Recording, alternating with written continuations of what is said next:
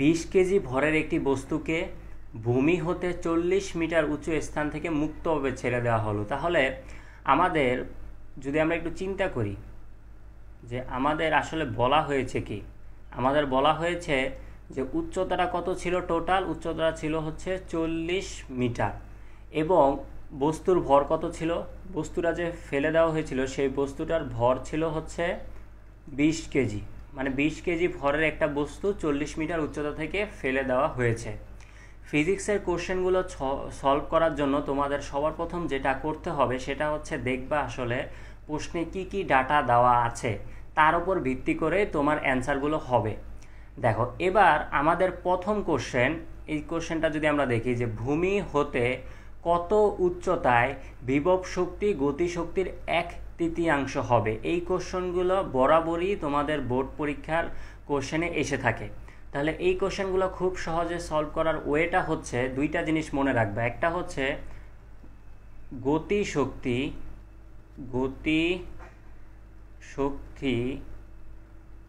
হিসাব করবা উপরের উচ্চতা। তাহলে আমরা কি বলতে পারি, গতিশক্তি হিসাব করবা কোন উচ্চতা, উপরের উচ্চতাটুকু। এবং আমরা আরেকটা মনে রাখবো যে বিভব শক্তি হিসাব করব নিচের উচ্চতা। এই ম্যাথগুলা সলভ করার জন্য তোমরা যদি এই দুইটা পয়েন্ট ভালো করে মাথায় রাখতে পারো তাহলেই হয়ে যাবে। গতিশক্তি কাকে বলে? গতিশক্তি তো আমরা জানি হচ্ছে ইকে দ্বারা প্রকাশ করা হয়। কোন একটা বস্তু গতি থাকা অবস্থায় যে শক্তি লাভ করে তাকে বলা হয় গতিশক্তি। গতিশক্তির সূত্র তোমরা পড়ে আসছো 12 mv²। এবং বিভব শক্তি কি, মানে সঞ্চিত থাকা অবস্থায় বা স্থির থাকা অবস্থায় বস্তুর ভিতরে যে শক্তিটা সঞ্চিত থাকে তাকে বলা হয় বিভব শক্তি। তাহলে আমরা এটাও জানি যে ইপি সমান সমান mgh। তো এখন আমাদের কথা হচ্ছে যে ভূমি হতে কত উচ্চতায় বিভব শক্তি গতিশক্তির সমান হবে। তো প্রথমে যদি আমরা এই কোশ্চেনটার অ্যান্সার করতে চাই তাহলে দেখো যে আমাদের যা বলছে বিভব শক্তিও আনছে গতিশক্তিও আনছে। তাহলে আমরা যে আগে সবার প্রথম তোমরা একটা কাজ করবা, লিখবা হচ্ছে ইপি ইকুয়ালস টু ইকে। আগে লিখবা ইপি ইকুয়ালস টু ইকে। লেখার পরে দেখো তো ভাইয়া যে কার সাথে র আছে, বিভব শক্তির সাথে র আছে নাকি গতি শক্তির সাথে র আছে। আমরা দেখতে পারতেছি রটা আসলে আছে গতি শক্তির সাথে। যার সাথে র আছে তার সাথে মনে করবা যেই মানটা দেওয়া আছে সেই মানটা গুণ হবে। তাহলে বিভব শক্তি গতি শক্তির র আছে কার সাথে, গতি শক্তির সাথে, 1/3 হবে। তাহলে গতি শক্তির দ্যাটস মিন ইকে। তাহলে ইকের সাথে আমরা লিখবো কত, 1/3। আশা করি বুঝতে পেরেছো। যার সাথে র হবে তার সাথে জাস্ট খালি আমরা মানটা গুণ আকারে লিখবো। তাহলে 3টা এখানে চলে আসলো, 3 ইপি ইকুয়ালস টু ইকে। এটাকে আমরা এভাবে লিখতে পারি। এবার আমরা যদি একটু সূত্র অ্যাপ্লাই করি যে 3 mgh সমান সমান 12 mv²। তো এখন দেখো তো ভাইয়া আমাদের এই যে এমটা আছে এবং এই যে এমটা আছে, দুইটা এমকে আমি কেটে ফেলতে পারি। তাহলে এইখানে আমরা লিখতে পারি 3gh ইকুয়ালস টু 12। এখন কথা হচ্ছে v² মানে কি ভাইয়া? v² মানে যেহেতু আমাদের মানটা দেওয়া নেই আমরা লিখতে পারি u² প্লাস 2gh। এই জিনিসটা আমরা লিখতে পারি। তো এখন কথা হচ্ছে যে আমি একটু কিন্তু বলে আসছি যে গতিশক্তি হিসাব করা হয় উপরের উচ্চতা, তাহলে বিভব শক্তি হিসাব করা কি নিচের উচ্চতা। দেখো তো যদি আমাদের আচ্ছা, তো এখন আমি চিন্তা করতে পারি যে গতিশক্তি হিসাব করব উপরের উচ্চতাটুকু। তাহলে আমি চিন্তা করলাম যে এইখানে একটা বিন্দু চিন্তা করলাম, সেটা হচ্ছে সি। এটা হচ্ছে সাপোজ এ, এটা ধরলাম হচ্ছে বি, আর যেইখানে গতিশক্তি বিভব শক্তি গতিশক্তির হবে 1/3, সেই বিন্দুটা হচ্ছে সি। তাহলে আমি একটা কাজ করি, উপরটাকে নিচেরটাকে ধরলাম এক্স, উপরেরটাকে ধরলাম 40 - x, মানে এসি হচ্ছে 40 - x আর বিসি হচ্ছে এক্স। তাহলে আমাদের বিভব শক্তি যেহেতু নিচেরটুকু হিসাব করা হয় তাহলে নিচের উচ্চতা কত, এক্স। তাহলে 3gx ইকুয়ালস টু 12। আদিবেগ কত ছিল যখন বস্তুটা ফেলা হয়, তার আদিবেগ ছিল 0। আর 2gh আমি কি বললাম ভাইয়া, গতিশক্তির ক্ষেত্রে উপরে উচ্চতা, তাহলে 40 - x, 40 - x। এটাকে আমরা এভাবে লিখতে পারি। তো এখন এটাকে যদি আমরা সলিউশন করি বা সলভ করি তাহলে দেখবে আমাদের মানটা চলে আসবে। তাহলে এখন এটাকে আমরা লিখতে পারি হচ্ছে 3gx equals to half into 2g 40 minus x, তাহলে 2 কাটা। এখন আমাদের যেটা হয় দেখো, এই পাশেও জি আছে এই পাশেও জি আছে, জি জিও কাটা, তাহলে এইখানে হয় 3x equals to 40 minus x. তাহলে এক পাশে যদি আমরা নিয়ে আসি দেখো হয়ে যায় 40x সমান সমান 4x equals to 40, x equals to তাহলে কত হয় ভাইয়া 10 মিটার। তাহলে এখন আমরা যেটা বলতে পারি এক্স এর মান কত আসছে 10, তাহলে এখন আমরা বলতে পারি বি বিন্দু থেকে 10 মিটার উপরে সি বিন্দুতে বিভব শক্তি গতিশক্তির 1/3 হবে, অথবা এ থেকে সি বিন্দুর দূরত্ব যেহেতু 30, তাহলে এ থেকে 30 মিটার নিচে বিভব শক্তি গতিশক্তির 1/3 হবে। তাহলে তোমরা এই কোশ্চেনটা খুব সহজে সলভ করতে পারবা যদি তোমাদের মাথায় গতিশক্তির হিসাব করা বিষয়টা উচ্চতাটা উপরের কথা চিন্তা করো এবং বিভব শক্তির উচ্চতাটা নিচের কথা চিন্তা করো, তাহলেই দেখবে এই কোশ্চেনটা খুব সহজে অ্যান্সার করতে পারো এবং এই কোশ্চেনগুলো খুব বেশি আমাদের পরীক্ষাতে চলে আসে। আচ্ছা, পরের কোশ্চেনটা যদি আমরা একটু দেখি, দেখো পরের কোশ্চেনটাও অনেক আসে যে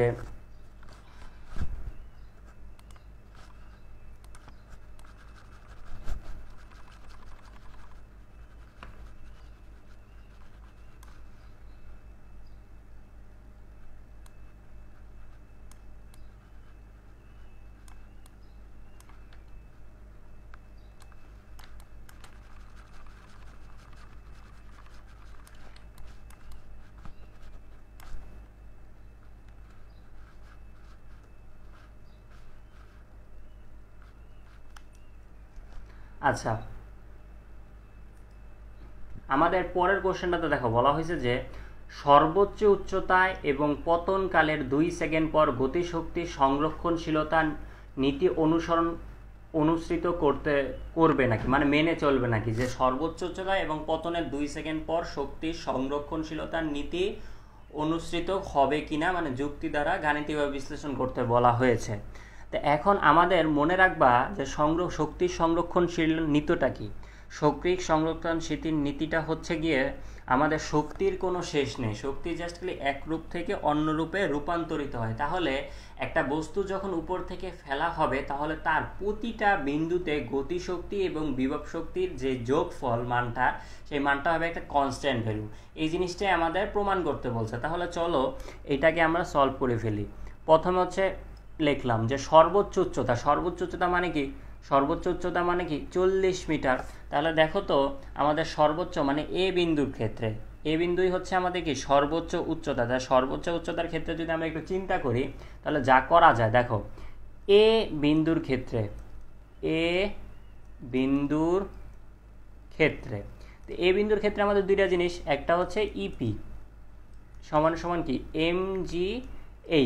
তো এখন mgh যে লিখলাম, এম এর মান কত আমাদের দেখো প্রশ্ন দেওয়া আছে 20 কেজি, লিখলাম 20, জি এর মান কি প্রশ্ন দেওয়া আছে না 9.8 লিখবো। তাহলে উচ্চতা আমরা জানি বিভব শক্তির হিসাব নিচের টুকু করা হয়, একদম সর্বোচ্চ বিন্দু থেকে নিচ পর্যন্ত যে উচ্চতা সেটা কত, সেটা হচ্ছে 40।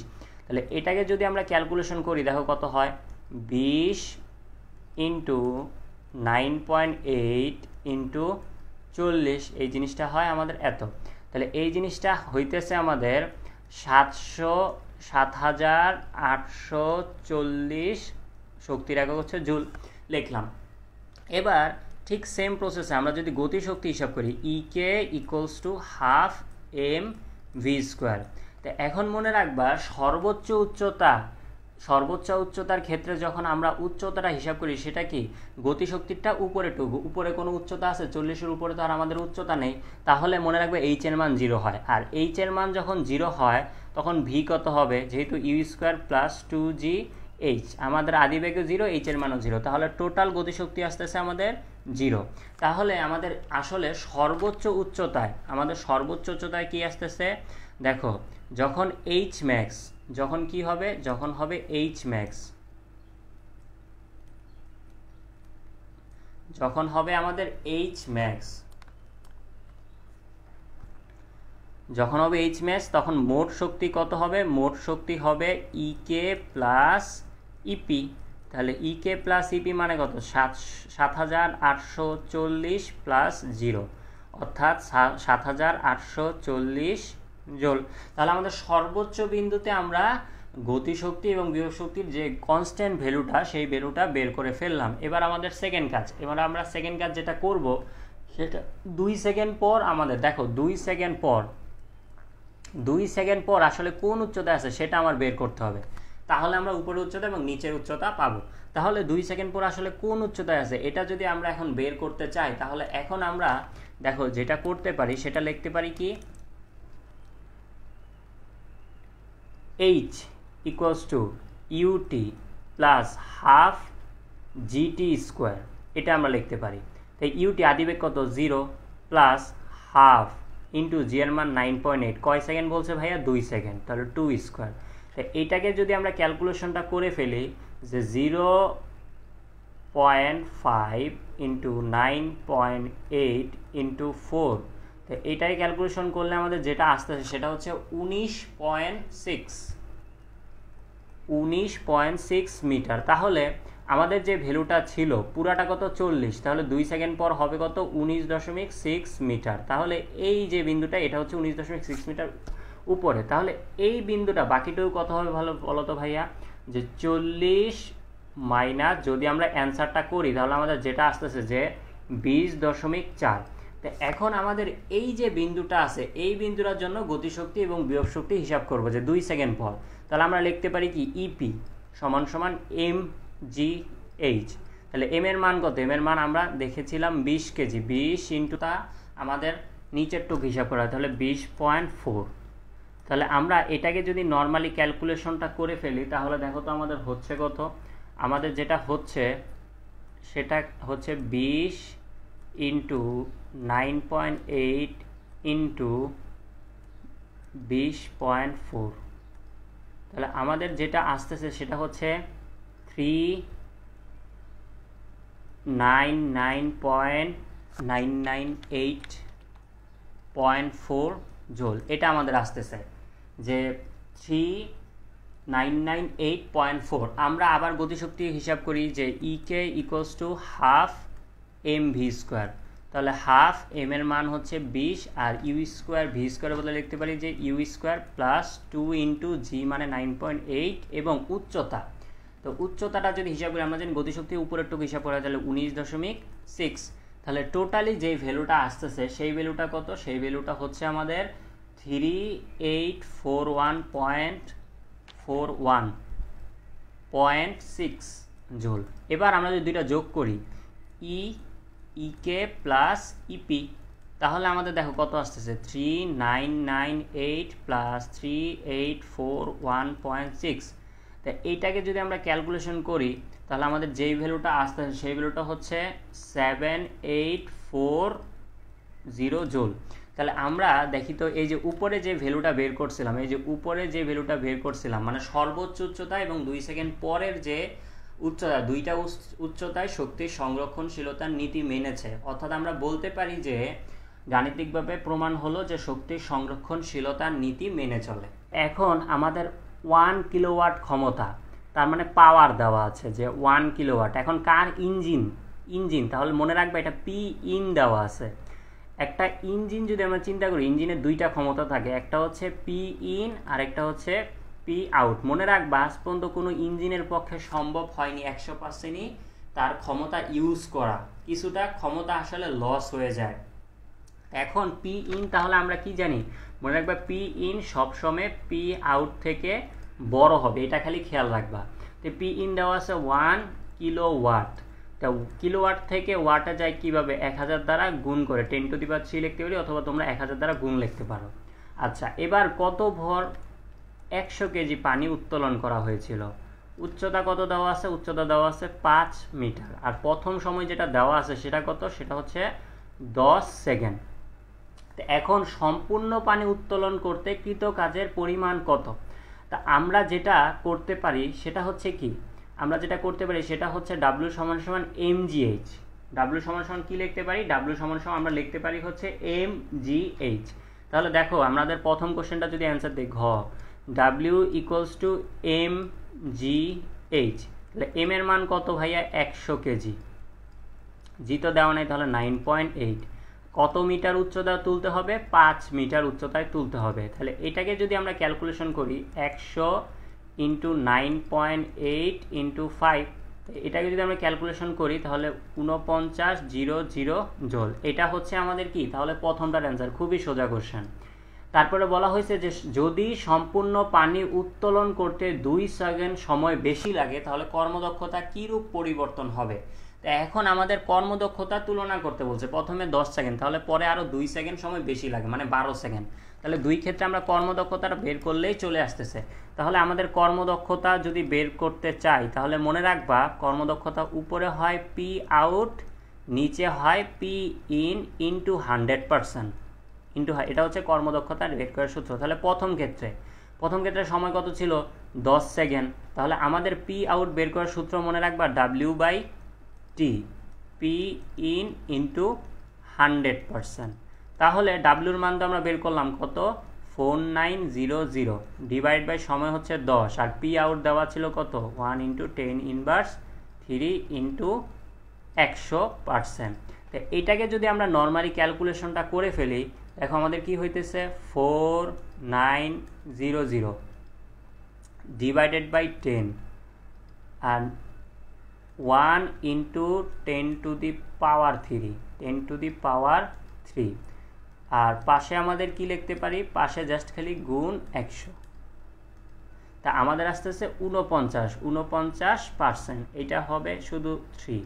আচ্ছা 49% প্রথম ক্ষেত্রে। এবার দ্বিতীয় ক্ষেত্রে যদি আমরা সেম প্রসিডিওরটাই করি, এটাকে ধরলাম আমি ইটা 1, পরেরটা ধরলাম ইটা 2, তো P out divided by P in into 100%। তো এখন আমাদের W by T divided by P in into 100% লিখলাম। তো এখন সেম প্রসিডিওর লিখবো 4900 ডিভাইড বাই কত সেকেন্ড, 2 সেকেন্ড বাড়াইতে বলেছিল, তাহলে 10 থেকে 2, তাহলে এটা হচ্ছে 12, তাহলে 1 into 10 to the power 3 into 100%। তো এইটাকে যদি এখন আমরা ক্যালকুলেশন করি তাহলে দেখো তো কি হইতেছে, আমাদের এটাকে ক্যালকুলেশন করলে যেটা হচ্ছে সেটাকে আমরা লিখতে পারি হচ্ছে 4900 divided by 12, 1 into 10 to the power 3 into 100। আমাদের এখন যেটা আসতেছে সেটা আসতেছে কত, 40.33%। তাহলে দেখা যাচ্ছে একটা হচ্ছে আমাদের 49% আরেকটা কত, 40.33%। অর্থাৎ আমরা কর্মদক্ষতার যে ডিফারেন্স সেটা কত, সেটা হচ্ছে জাস্ট খালি দুইটার বিয়োগফল, 49 40.33%। তাহলে এইটার যে বিয়োগফল সেটাই হবে আমাদের কাঙ্ক্ষিত সেই অ্যান্সারটা। আশা করি বুঝতে পেরেছি। আচ্ছা আমরা যদি 3 নাম্বার কোশ্চেন সলভ করা শুরু করি, দেখো এখানে বলা হয়েছে ভূমি থেকে এ বিন্দুতে বস্তুটি ওঠাতে যদি 2 মিনিট সময় লাগে তবে ক্ষমতা কত। আমরা জানি ভাইয়া যে ক্ষমতা নির্ণয় সূত্র P = W/T। তাহলে W = কি ভাইয়া, W = mgh / T। তা এখন T মানে কত, 2 মিনিট, 2 × 60 সেকেন্ডে নিলাম। m এর মান কত দেখো, এই যে প্রশ্নে দেওয়া আছে 5 কেজি, তাহলে এখানে আমরা লিখতে পারি 5, জি এর মান 9.8। তাহলে আমাদের কি একদম ভূমি থেকে এই বিন্দুতে উঠানো হয়েছিল, তাহলে কত এটা দেওয়া আছে 60 মিটার, তাহলে ইন্টু 60। তো এটাকে যদি নর্মালি আমরা ক্যালকুলেশন করি দেখো তো কত হয়, যে 5 × 9.8 × 60 ভাগ 2 ভাগ যদি আমরা করি যে 2 × 60, তো এটাকে যদি আমরা নর্মাল ক্যালকুলেশন করি আমাদের যেটা আসছে সেটা হচ্ছে 24.5 ওয়াট। একদম ইজি ভাই, প্রথম কোশ্চেনটা আমাদের সলভ হয়ে গেল।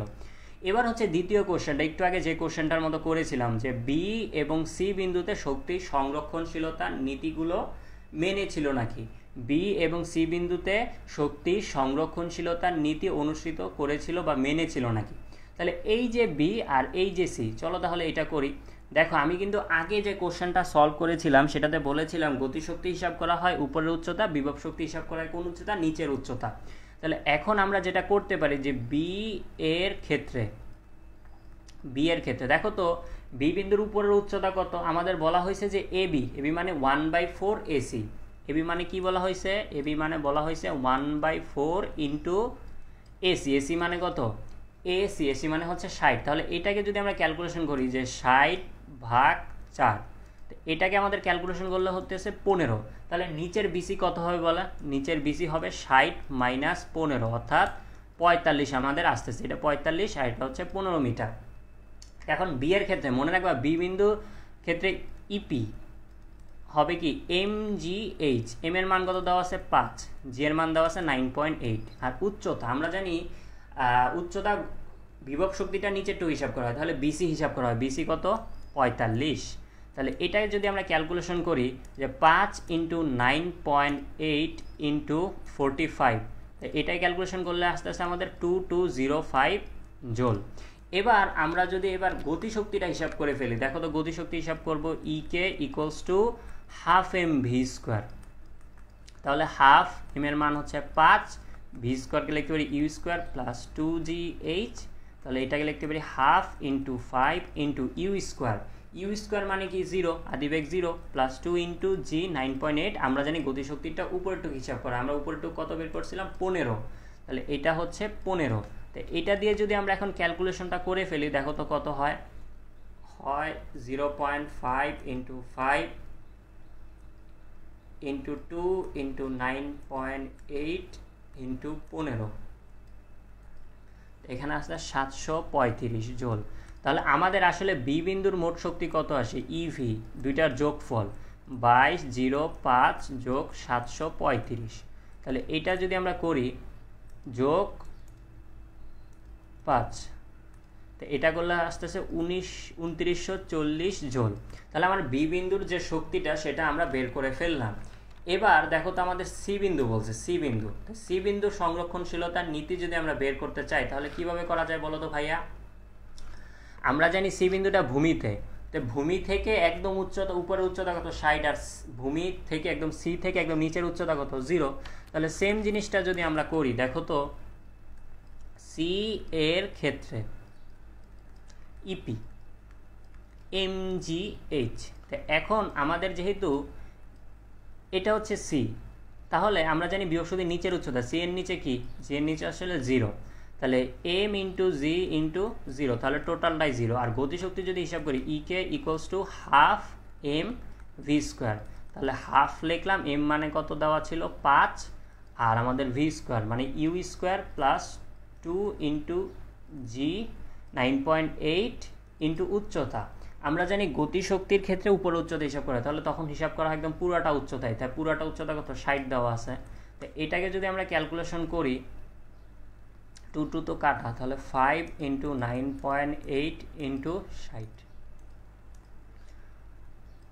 2940 জোল। তাহলে সি বিন্দুর মোট শক্তি কত হবে, সি বিন্দুর 0 প্লাস 2940, তাই অ্যান্সার হচ্ছে 2940 জোল। তাহলে দেখা যাচ্ছে দেখো ই বিন্দুর মোট শক্তি এবং সি বিন্দুর মোট শক্তি দুইটা শক্তি সমান, অর্থাৎ তাদের ভিতরে শক্তির সংরক্ষণশীলতার নীতিটি মেনেছিল। আশা করি। আচ্ছা, এবার যদি আমরা একটু চিন্তা করি, দেখো আমাদের একটি ইঞ্জিন প্রতি মিনিটে 2000 লিটার পানি 18 মিটার উচ্চতায় ছাদে তুলতে পারে। দেখো এখানে কি কি দেওয়া আছে, ফার্স্টে হচ্ছে প্রতি মিনিটে মানে সময় দেওয়া আছে কত 60 সেকেন্ড, এবং কত কেজি পানি তুলতে পারে, প্রায় 2000 কেজি পানি তুলতে পারে, এবং কত উচ্চতায়, উচ্চতার হচ্ছে 18 মিটার উচ্চতায়, এবং যার কর্মদক্ষতা কত, কর্মদক্ষতা হচ্ছে 70%, এই জিনিসটা দেওয়া আছে। এবার বলা হইল কি ইঞ্জিনটির ক্ষমতা নির্ণয় করতে বলছে, যে ইঞ্জিনটির আসলে অ্যাকচুয়াল ক্ষমতা বের করতে বলছে, অর্থাৎ মনে রাখবা পি ইন বের করতে বলছে যেহেতু ইঞ্জিনের। তাহলে আমরা জানি eta equals to P out divide by P in into 100%। তাহলে এখন ইটার মান কি প্রশ্ন দেওয়া আছে, হ্যাঁ দেওয়া আছে কত 70%, equals to P out P in into 100%। তাহলে এটাকে যদি আমরা এক পাশে নিয়ে আসি তাহলে 0.7 হয়ে যায়, তাহলে P in equals to P out divided by 0.7। তো পি আউট মানে কি MGH ডিভাইড বাই টি 0.7। তাহলে MGH, এম এর মান কত দেওয়া আছে 2000, জি এর মান 9.8, উচ্চতা কত 18, আর সময় কত দেওয়া আছে, সময় দেওয়া আছে 60 সেকেন্ড 0.7। তো এইটাকে যদি আমরা ক্যালকুলেশন করি তাহলে আমাদের যেটা আসতেছে দেখো সেটা আমাদের কি আসতেছে, আমাদের আসতেছে হচ্ছে 2000 into 9.8 into 18 divided by 60 divided by 0.7। তো এটাকে যদি আমরা ক্যালকুলেশন করি আমাদের অ্যান্সারটা আসতেছে কত 8400, এরকম একটা আমাদের ভ্যালু চলে আসতেছে যে 8400।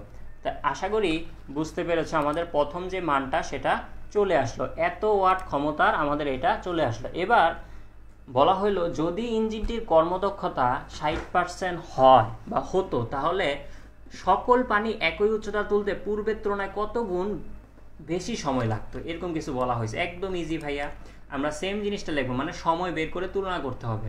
আমরা জানি eta equals to P out divide by P in, P out divide by P in into 100%। তাহলে কত পার্সেন্ট কর্মদক্ষতা করতে বলছে 60%, 60 divide by 100 equals to P out কেমন লিখতে পারি mgh ডিভাইড বাই টি, আর পি ইন তো আমাদের বের হইল 8400 আগের কোশ্চেন থেকে।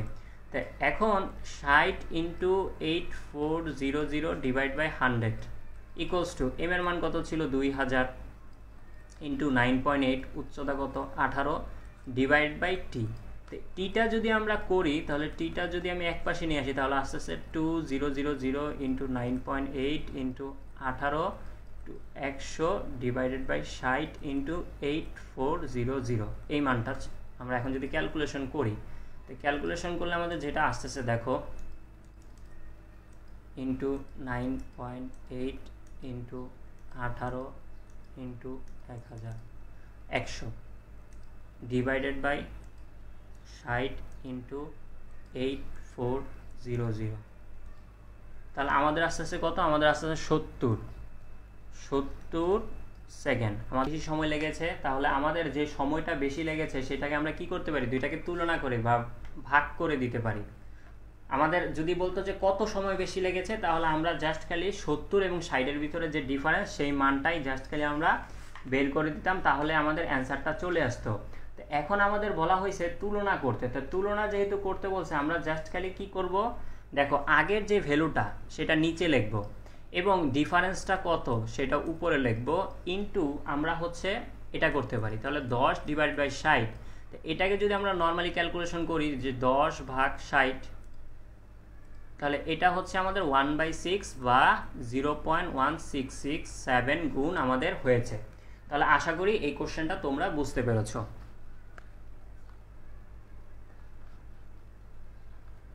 এবং ব্যাস দেওয়া আছে 4 মিটার, এমন কিছু দেওয়া আছে। একটি বৈদ্যুতিক মিটারের সাহায্যে সম্পূর্ণ পানির মানে কুয়াটির পানি খালি করতে এত সময় লাগে। এখন বৈদ্যুতিক মোটরটির ক্ষমতা কত, এরকম কিছু বলা হয়েছে যে বৈদ্যুতিক মিটারটির মোটরটির ক্ষমতা কত। যেহেতু আমাদের কর্মদক্ষতা নেই তাহলে আমরা জাস্ট খালি পি ইনটা বের করব। তো পি ইন আমরা কি লিখতে পারি, পি ইন আমরা যেটা লিখতে পারি সেটা হচ্ছে mgh ডিভাইড বাই টি।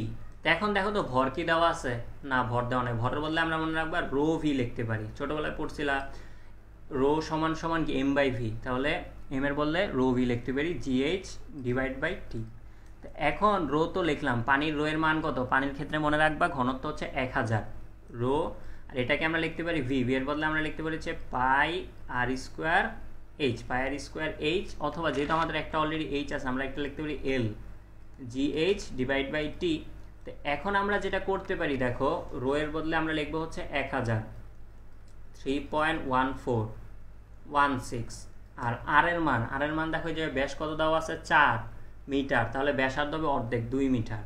এবং এল মানে হবে পুরাটা উচ্চতা গভীরতা 7.2, জি মানে হচ্ছে কত 9.8, এবং আমাদের যে এইচটা আছে সেই এইচটা হচ্ছে মনে রাখবা তার অর্ধেক, বা তোমার ভর কেন্দ্রের সরণ কি কতটুকু খালি আছে, আমাদের কি পুরাটাই ছিল ভরা, তাহলে খালি আছে কতটুকু 0, কতটুকু খালি করতে হবে পুরাটাই খালি করতে হবে ডিভাইডেড বাই 2, এটা মনে রাখবা। তাহলে 7/2 divided by 2, 7/2 divide by 2 divide by আমাদের যে সময়টা দেওয়া আছে, কত সময় দেওয়া আছে 31.4, এটাকে আমরা কিসে নিব, সেকেন্ডে নিব। তো এটাকে যদি আমরা ক্যালকুলেশন করি আমাদের যেই ভ্যালুটা চলে আসে সেই ভ্যালুটা আমরা লিখতে পারি,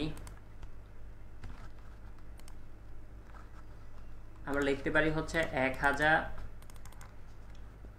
into 3.1416 into 4 into 7.2 into 9.8 into 7.2 divided by 2, আর নিচে আমাদের হবে 31.4 ইন্টু 60। এটাকে আমরা নর্মালি ক্যালকুলেশন করলে যেটা আসে সেটা হচ্ছে 1694.3 ওয়াট। তাহলে আমাদের প্রথম অ্যান্সারটা চলে আসলো 1694.3 ওয়াট। এখন বলা হয়েছে যে একই ক্ষমতার আরেকটি ইঞ্জিনের কর্মদক্ষতা 70% হলে একই ইঞ্জিনের সাহায্যে সম্পূর্ণ পানি খালি করতে কত সময় লাগবে, এরকম কিছু আমাদের বলা হয়েছে। তো পি আউটটা আমরা নতুন করে আবার বের করব, যে mgh ডিভাইড বাই টি, আর পি ইন তো আমরা একটু আগে বের করছি 16.3। তো এখন এটা হয় 0.7 ইন্টু 1694.3। আচ্ছা, আর আমাদের mgh এটার বদলে আমরা এই যে মানটা বের করছিলাম সেই মানটা লিখে দিতে পারি। mgh এর বদলে কি রো ভি জিএইচ এটা লিখছিলাম না, এইটা আমরা যে মানটা লিখছি সেটা নর্মালি এখানে বসিয়ে দিতে পারি। তোমরা এটা আলাদা ক্যালকুলেশন করে রাখতে পারো যাতে তোমাদের করতে সুবিধা হয়। তাহলে 1000 into 3.1416 into 4 into 7.2 into 9.8 into 7.2 divide by 2। আচ্ছা, এখন এটা নর্মালি ক্যালকুলেশন করলে নিচে তো টি আছে, তাহলে টি যদি আমরা এক পাশে নিয়ে আসি তাহলে আমাদের এইটা যদি আমরা নর্মালি ক্যালকুলেশন করি তাহলে আমাদের যেই ভ্যালুটা পাওয়া যাবে সেই ভ্যালুটা হচ্ছে, দেখো তোমরা একটু ক্যালকুলেশন করে কত হয়।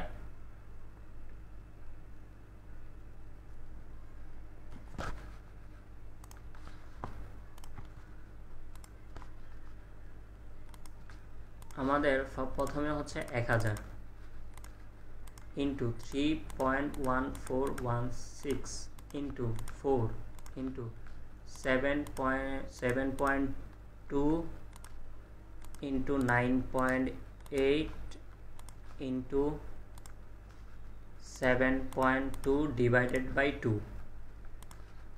আর এখানে আমাদের যে মানটা আছে সেই নিচের মানটা লিখবো 0.7 ইন্টু 1694.3। নর্মালি ক্যালকুলেশন করলাম, আমাদের আসতেছে কত, আমাদের আসতেছে হচ্ছে 2691.43। এটা কি সেকেন্ড। তো সেকেন্ড থেকে মিনিটে যায় কীভাবে, সেকেন্ড থেকে মিনিটে যায় যে ভ্যালুটা আসবে সেটাকে 60 দ্বারা ভাগ। তো 60 দ্বারা যদি ভাগ করি তাহলে আমাদের যেটা লাগতেছে সেটা হচ্ছে 44.87 তাহলে আমাদের সেকেন্ড 8 মিনিট। তাহলে দেখা যাচ্ছে যে আমাদের একই সময় লাগবে না। আশা করি তোমরা এই 5টা সৃজনশীল খুব ভালো করে বুঝতে পেরেছো।